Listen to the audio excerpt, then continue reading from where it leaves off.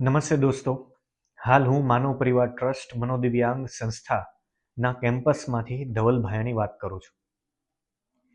માનવ પરિવાર ટ્રસ્ટ છેલ્લા 12 વર્ષથી એવા લોકોની મદદ કરે છે કે જેને રહેવા માટે, ખાવા માટે અને દવા માટેની કોઈ વ્યવસ્થા નથી અને માનસિક રીતના અસ્થિર છે. આવા લોકોને સંસ્થા ખાવાનું, રહેવાનું અને દવાની વ્યવસ્થા છેલ્લા 12 વર્ષથી કરતી આવી છે. આ માનવ પરિવાર ટ્રસ્ટ ભાવનગર જિલ્લામાં પાલીતાણા તાલુકામાં પાલીતાણા સોનગઢ રોડ ઉપર આવેલા ઘોડીઢાળથી ગારિયાધાર રોડ ઉપર આવેલી છે, જ્યાં હાલ 300 કરતાં પણ વધારે મનોદિવ્યાંગ છે. છેલ્લા 6 મહિનાથી માનવ પરિવાર ટ્રસ્ટમાં મહિલા સેક્શન પણ અમે શરૂ કરેલો છે કે જ્યાં હાલ મહિલા અને પુરુષો માટે અલગ અલગ વ્યવસ્થા કરેલી છે. અલગ અલગ રૂમો, અલગ અલગ ડાઇનિંગ ટેબલો, બેડ, આ બધી વ્યવસ્થા અત્યારે હાલમાં આપી રહ્યા છે. આ વિડીયોનો હેતુ તમને સૌને એક નાનકડી અમારા વતી એક રિક્વેસ્ટ કરવાનો છે કે તમે કોઈ પણ જગ્યાએ જતા હો, તમે ગામમાં, શહેરમાં, ગમે ત્યાં તમે આવો કોઈ મનોદિવ્યાંગ વ્યક્તિ જુઓ કે જેને રહેવાની કોઈ સુવિધા નથી, રોડ ઉપર રહી છે અને કોઈ પણ વ્યક્તિ એને હેરાન કરતા હોય છે, તો આવા વ્યક્તિને અમારા સુધી પહોંચાડવા માટે તમે ડિસ્પ્લે ઉપર આપેલા નંબર ઉપર કોન્ટેક્ટ કરો. અમે એમ્બ્યુલન્સ લઈને આવશું. કોઈ પણ જગ્યાએ હોય, ગુજરાતમાં કે ભારતમાં, અમે ત્યાંથી એને અહીંયા લાવશું, સારવાર કરશું અને એને અહીંયા તમામ પ્રકારની સુવિધા આપશું. સાથે સાથે મનોદિવ્યાંગ વ્યક્તિઓની સારવાર પણ અહીંયા થઈ રહી છે. જેમ જેમ એની સારવાર સારી થતી જાય છે એમ એના ફેમિલી મેમ્બરોને પણ અમે ઇન્ફોર્મ કરતા હોઈએ છીએ અને એ વ્યક્તિ આનાથી પાછા પણ એને લઈ જતા હોય છે. તો આ માનવીના કામમાં, માનવ સેવાના કામમાં તમે સૌ અમારો એક નાનકડો એવો સહયોગ કરો.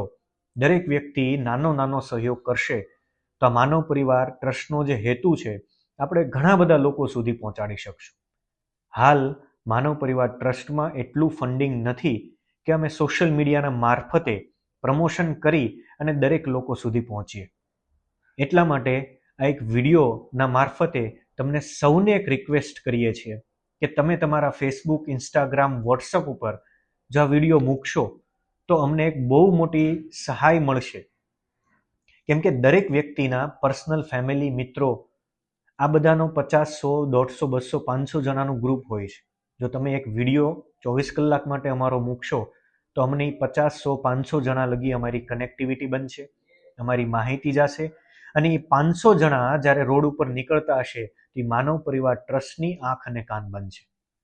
તો સૌને એક રિક્વેસ્ટ કરવામાં આવે છે કે જો આવા કોઈ વ્યક્તિ હોય તો અમારા સુધી એને જરૂર પહોંચાડો. અને આ માનવ પરિવાર ટ્રસ્ટ ભાવનગરમાં રજિસ્ટર NGO છે અને દરેક વ્યક્તિનું પોલીસ વેરિફિકેશન પણ અમે કરીએ છીએ, જેથી કરીને સંસ્થાની તમામ વસ્તુ એક ટ્રાન્સપરન્સી સાથે અમે લોકો સુધી પહોંચાડવાનો પ્રયત્ન કરીએ છીએ. સંસ્થા સવાર, બપોર અને સાંજનું ભોજન જ્યારે યુટ્યુબ ચેનલ ઉપર લાઈવ કરે છે તો દરેક વ્યક્તિ એ પણ જોઈ શકે છે કે અમે દરેક વ્યક્તિઓને જે ભોજન આપીએ છીએ, સંસ્થામાં જે એક્ટિવિટી થાય છે, તો અમે સંસ્થાના યુટ્યુબ ચેનલ પર લાઈવ કરીને પણ અમે આ દેખાડતા હોઈએ છીએ. સંસ્થાની યુટ્યુબ ચેનલ માનવ પરિવાર ટ્રસ્ટ લખશો એટલે તમને યુટ્યુબ ચેનલ પણ મળી જશે. તો દરેક દર્શક મિત્રો અમને એક આ નાનકડી જો હેલ્પ કરી દેશે તો અમે અમારો હેતુ લાખો લોકો સુધી પહોંચાડવામાં સક્ષમ બનીશું. તો તમને સૌને રિક્વેસ્ટ કરવામાં આવે છે કે એક દિવસ માટે, ફક્ત એક દિવસ માટે તમે અમને તમારા સોશિયલ મીડિયામાં સ્થાન આપો અને આ માનવ પરિવાર ટ્રસ્ટના હેતુને લાખો લોકો સુધી આપણે પહોંચાડીએ.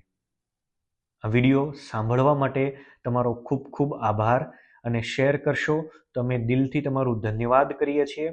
અને જો તમે માનવ પરિવાર ટ્રસ્ટને કોઈ પણ રીતના મદદરૂપ થવા માંગતા હો, કપડાં આપીને, દવા આપીને, ભોજન આપીને, તો નીચે ડિસ્પ્લે પર નંબર આપેલો છે અને તમે ફાઇનાન્શિયલ પણ મદદ કરવા માંગતા હો તો સંસ્થા ઉપર આવો, વિઝિટ કરો અને જો તમને અમારું કાર્ય વ્યવસ્થિત લાગે છે અને અમે કહીએ એ પ્રમાણે લાગે છે તો જરૂર તમે મદદ કરજો. અને એના માટે ડિસ્પ્લે ઉપર અમે QR કોડ પણ આપેલો છે. અને જો ભાવનગર અથવા તો સૌરાષ્ટ્રના પ્રવાસમાં આવવાનું થાય તો જરૂર અમારી સંસ્થાનો એકવાર વિઝિટ કરજો. કેમ કે વિઝિટ કર્યા પછી તમને ખ્યાલ આવશે કે જે આપણે ભગવાને જે આપણને શરીર, મન અને મગજ જે સારું આપ્યું છે એ આ લોકોને નથી આપ્યું. તો એ લોકોની જે સેવા કરવી એ કેટલી અમારા સેવાભાવી વ્યક્તિઓની કેટલી આકરી એક પરીક્ષા છે. અને તમે જ્યારે નજરથી જોશો એટલે તમને પણ ખ્યાલ આવશે કે આ માનવ પરિવાર ટ્રસ્ટ જે આ 300 કરતાં પણ વધારે પુરુષો અને મહિલાઓને જે સવાર સાંજ અને બપોરનું ભોજન આખું મેન્ટેન કરે છે એ કઈ રીતના કરતી હોય છે. તમારો ફરી એકવાર ખૂબ ખૂબ આભાર. સોશિયલ મીડિયા ઉપર તમારો આ વિડીયો અમારો મુકાય એવી આશા સાથે. જય હિન્દ, જય ભારત.